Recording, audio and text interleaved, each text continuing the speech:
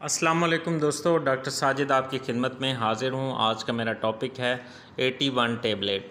दोस्तों 81 टेबलेट जो है बेंजोडाइज़ेपिन ग्रुप से इसका ताल्लुक़ है। 1 mg 81 टेबलेट आज मैं आपसे डिस्कस करूँगा। वैसे ये 1 mg और 2 mg दोनों स्ट्रेंथ में मार्केट में अवेलेबल है।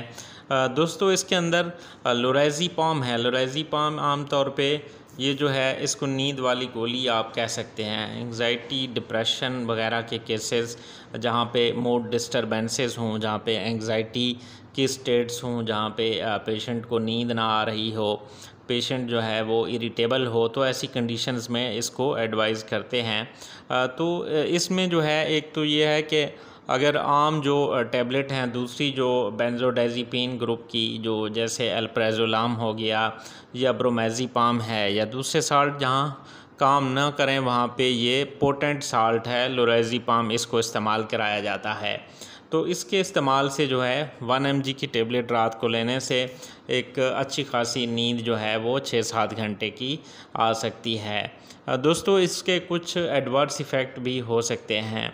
ज़्यादा नींद आ सकती है, ड्राउज़ीनेस, टायर्डनेस, डिज़ीनेस यानी चक्कर वगैरह आना, या फिर जो है गनुदगी की कैफियत, थकावट वगैरह, ये कंडीशंस जो हैं इसके बाद फीलिंग्स हो सकती हैं।